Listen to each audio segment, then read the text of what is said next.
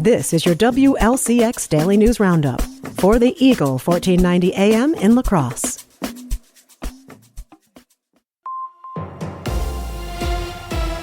For 1490 WLCX, I'm Jimmy Kuska. State lawmakers are considering tax breaks for data centers. With more, here's Civic Media's Shali Pittman. In the state budget 2 years ago, lawmakers rolled out a sales and use tax exemption to attract data centers to Wisconsin. According to new reporting from the Center Square, that exemption led to $70 million in foregone sales tax in just the first 2 years. But the bill left out tax breaks for co-located centers, which serve multiple businesses under one roof. A bill described as a technical change would expand the definition so those centers can qualify too. One company pushing for the change is Arc Data Centers, which has a site near Appleton. They say their original law blocked them from credits and they lost business to other states. Just this year alone, we've had 10 different customers come forward that basically said, we would love to come here. However, the lack of your tax incentive to help us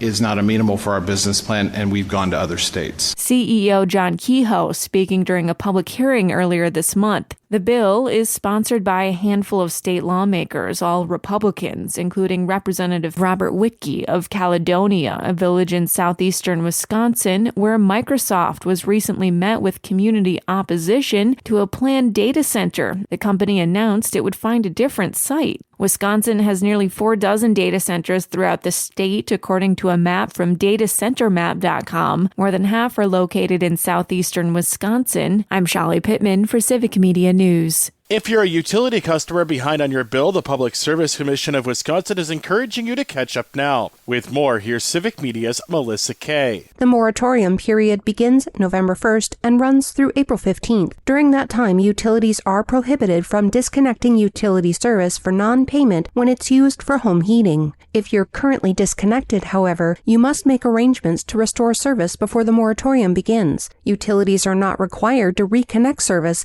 until payment arrangements have been made. You can make arrangements directly with your provider or apply for financial assistance. You can find more information and links at energyandhousing.wi.gov.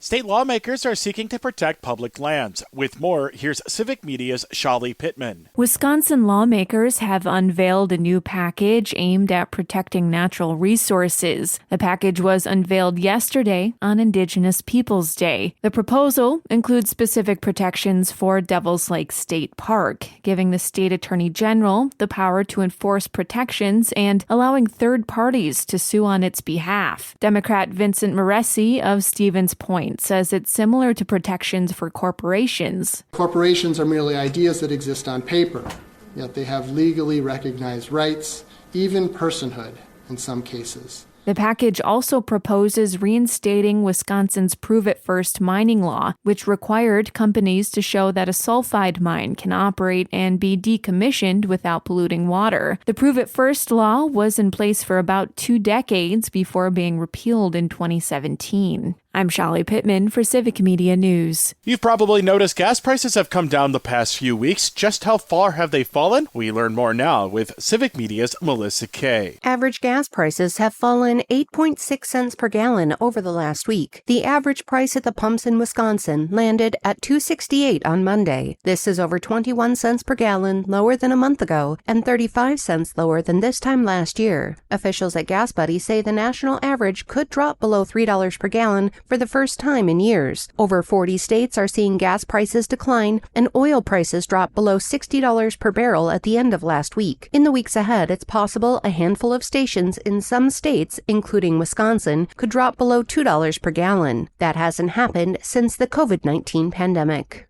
The bridge connecting Wisconsin to Iowa south of La Crosse will close permanently on October 20th. The Blackhawk Bridge, also known as the Lansing Bridge, is in the process of being replaced. The bridge, which was built 94 years ago, has been closed twice in the past 2 years for structural issues. Construction on its replacement began 2 years ago and is scheduled to open in 2027. In the meantime, the DOT will be providing free car ferries to cross the Mississippi River, while heavier truck traffic will need to use the posted detour through Prairie du Chien a half hour south. Are you interested in serving on a city committee? La Crosse's city government is currently looking for volunteers to serve on 8 different committees and boards, including the Redevelopment Authority, Police and Fire Commission, Neighborhood Revitalization Conservation Commission, Floodplain Advisory Committee, Housing Authority, Building and Housing Appeals Board, Bicycle Pedestrian Advisory Committee, and Room Tax Commission. If you're interested, you can fill out an application on the City of La Crosse website. October is the start of high school football playoffs, and this season, for the first time, teams will qualify using a new system. Wisconsin Football Coaches Association President Brian Kaminsky said that the new system rewards you for beating good teams. You're getting rewarded for beating good teams a little bit more than just saying, boy, if you have 4 wins, you're in the playoffs or whatever it might be. So now it's not only wins, but it's quality wins. Kaminsky said that the plan was rapidly approved by the WIAA with strong support from coaches around the state. We had great support by the coaches, right? We had over 400 out of 420 head coaches respond.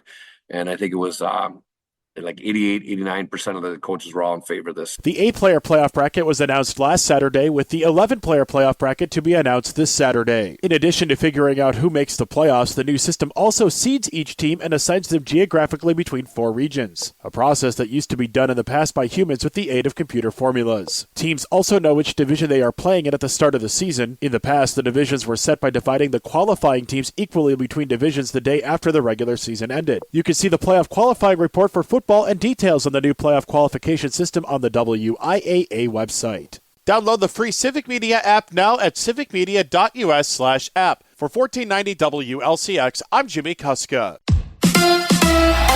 The Crew loses Game 2. Hi, I'm Mike Clemens with sports. The Brewer Bats shut down again, losing to the Dodgers 5-1 in the National League Championship Series. On Monday night, Milwaukee lost 2-1. Brewers manager Pat Murphy. Yeah, if I would have told you that the Dodgers are going to score 7 runs in 2 games and what was the outcome in the first 2 games, I'd say there's a chance we won one of them for sure. The Dodgers starter, Yoshinobu Yamamoto, gave up a home run to Jackson Chourio on the very first pitch of the game and then became the first player in 8 years to pitch an entire game in the postseason. Dodgers manager Dave Roberts. You know, you give up the first pitch of the game, you give up a homer, and then you go out there and then you throw a complete game. Was in complete command the entire night. So the Dodgers go up 2-0 in the best of 7. Game 3 tomorrow night in Los Angeles. NBA, the Bucks losing to the Thunder last night, 116-112. They finished the preseason with a record of 3-1. The Bucks season opener a week from tonight when they host the Washington Wizards. With sports, I'm Mike Clemens. That's your WLCX Daily News Roundup from Civic Media. Subscribe to this podcast on Spotify, Apple, or wherever you find your podcasts. Find more news at lacrosseeagle.com.